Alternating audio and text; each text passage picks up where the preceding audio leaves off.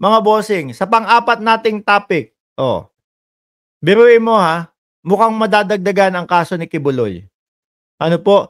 Mukhang madadagdagan ang kaso ni Kibuloy, mga kaugnay nga po bakit? Oh. ng kanilang Itong balita na ho ito, mga bossing, no? Kumbaga, meron na namang, kumbaga, qualified human trafficking na naman ang ginawa. Meron pong mga tao dun sa loob ng KOJC, aka Kojik, na ayaw nilang palabasin. Ewan ko kung bakit ayaw nilang palabasin. Baka mabawasan po yung shield nila. Ano?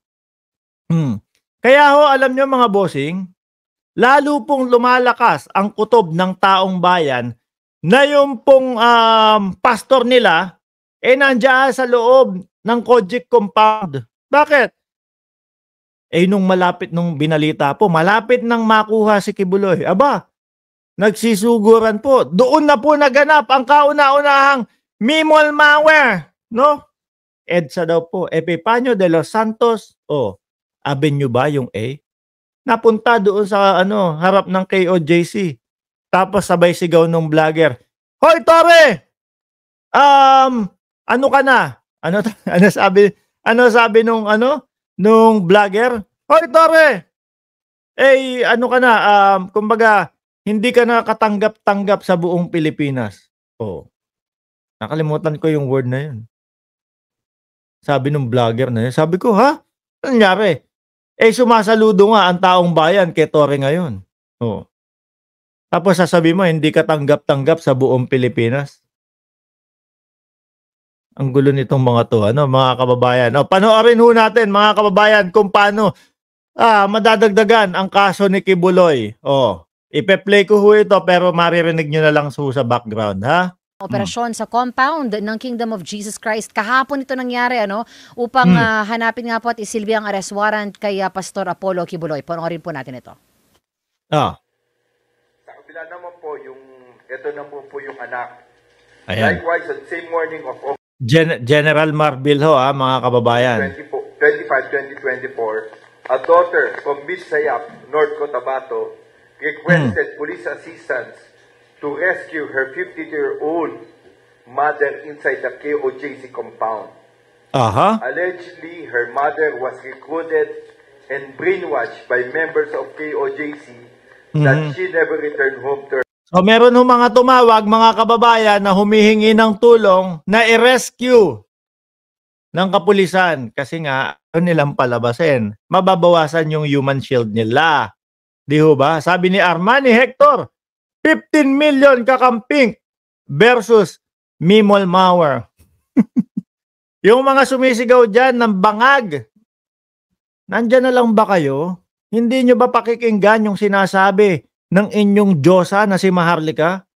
Na lumabas kayo ng kalsada habang siya nandoon sa LA. Nagpapalamig sa aircon. Kayo daw lumabas. Ba't hindi kayo nagpapauto? Bangag kayo ng bangag dyan. Bakit hindi kayo sumasama sa Mimol malware? Nang madagdagan naman yung 800 ninyo.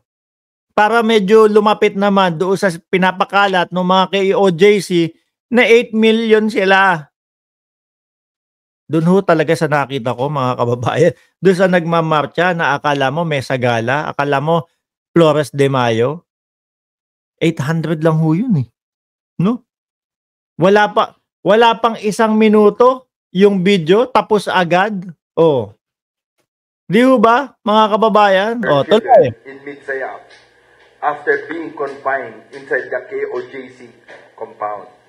They were told that her mother has been suffering from pain or her feet and has difficulty in walking, which prompted her daughter to seek for Dali! Nakalimutan ko, yan. Baka maano tayo, and rescue her mother. Debriefing rin po sa DSWD po natin. So, if you want to... yan, may kasamang DSWD. Ito po yung parehong the parents and yung anak po ng mga victims po natin. So, ito po yung, kaya po ako nandito sa Davao to overlook po yung alleged trafficking in person. Hi.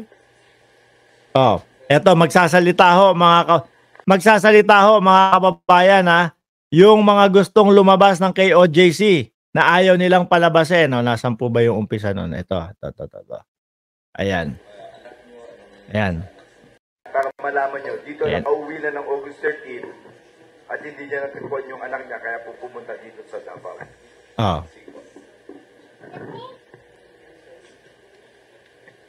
Salita na po kayo. Hinihintay po namin. Ayan na. Bali po, pagpunta po namin dito, ang gusto lang po talaga namin, makuha yung anak namin, mapauwi. Aha. Kasi nag-aalala kami, kasi nung simula nung napasama siya dyan sa may Kingdom of Christ, hindi lang na siya makakontak sa amin. Hindi malang dapat kada week, kundi every 3 months, o kaya 1 year bago siya nakakakontak. Ay, grabe, baka bawal. May kasama siya laging yung taga-member din na parang sa kanya, nagbe-briefing kung ano sasabihin niya. Kaya parang medyo nag-aalala kami. Oh, yun. Parang nasa North Korea, mga kababayan. No, parang nasa North Korea. Na tipo bang, pag ikaw ay lalabas ng compound, dapat may kasama ka. Dapat meron kang gwardya. Ito lagi kong gwardya to. Kala lalabas ako ng bahay, yan. Kailangan nakabuntot siya, nakagwardya din. Mga kababayan. O, biruin nyo yun. Parang marshmallow. Doon sa Kojik nila. Di ho ba? Siyang ng Cebu, talagang wala siyang paalam. Bigla lang siyang recruit nung taga-Yorente sa amin doon sa may Eastern Samar. Huli na nung sinabi na nasa Cebu na siya. Kasi alam namin, nagtatrabaho lang talaga siya doon sa may bakery. Kasi parang nag-working student. Tapos lang kasi niya ng K-12. Nasa nag-working student na pala, tapos yung pala, mga bossing, nandoon na sa Kojik, mga kababayan. Pero yung nangyari pong raid, hindi po namin kasi alam talaga namin yun kasi nakabook na kami ng flight talaga rito. Kagabi lang. Ayun, sabi ni Ma'am Winnie Saide, NPA style. Baka yan. Di ba kasama nila si Eric? Di ba? Boss Eric, meron ka ba kinalaman dito? Doon sa style ng NPA? Oo. Baka may kinalaman ka, baka tinuturuan mo si Kibuloy, ha? Kami dumating 11. Galing pa kami Eastern Samar. Kaya nagulat kami nung nag-raid, kala namin, di na namin makuha yung bata. Kaya nagpatulong talaga kami sa DSWD, saka sa police station. Pero bago kami pumunta rito, nakipag-ugnayan na kami dun sa namin, barangay, saka sa police station, na i-follow up kami rito para ma-assist kami. Yun lang po yan namin. Wala po kami alam doon sa mga raid. Oo. Kaya ngayon, salamat na nakuha na namin anak namin kanina. Yun lang po. So ngayon, mga kababayan, 2 pa lang yan. Malay natin, mga bossing. Madami pang ganyang sitwasyon doon sa labas. Di ho ba? Malay natin, madami pang ganyang sitwasyon doon sa loob ng Kojik, mga kababayan. Pero, para sa ngayon, mga kababayan, ang importante, makuha muna itong si Kibuloy. Ang importante, pagtuunan muna ng pansin si Kibuloy. Pag nakuha na yan, lalong-lalo na sa loob ng Kojik compound, kasuhan yung mga nandyan na sabi ni Maharlika, style Maharlika,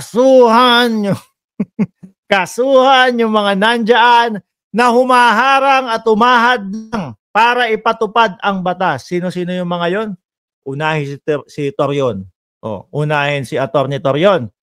Diba? Paulit-ulit na sinabi ni Atty. Torion, wala dito. Pero pag nakita na nandyan sa loob, si Kibuloy, kasuhan yan. Obstruction of justice? Ano pa? Ano pa? Itinatago ang pugante. Lahat yan, no? Kahit na attorney, kasuhan. Dapat sila nga yung sila yung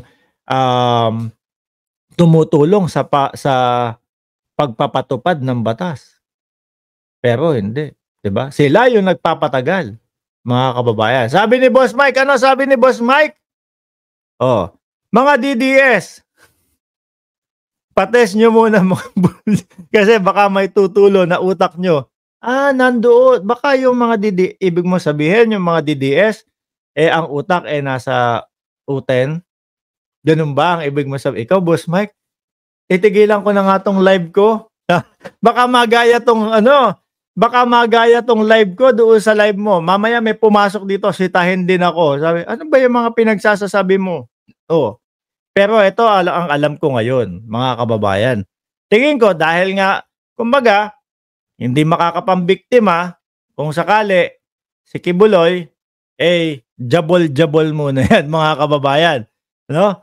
Pero ngayon, dahil nga merong heartbeat na, kumbaga, may heartbeat machine para matukoy kung may heartbeat dyan. Pag nagjabol si Kibuloy doon, no? Bibilis ang heartbeat niyan. Baka lalong matukoy. Ay, nako! Eto, si Kibuloy. Halatang nagjabol Si Kibuloy yan. Hanapin na natin yung butas ng bunker. Yan, mga bossing. Nako, tigilan na ho natin to, mga kababayan. Maraming salamat and God bless po. For 2,500 viewers, huwag niyo pong kalimutan na mag-like, mag-share, and mag-subscribe dito po sa ating channel. Muli po, ako'y magpapasalamat na. God bless po sa ating lahat.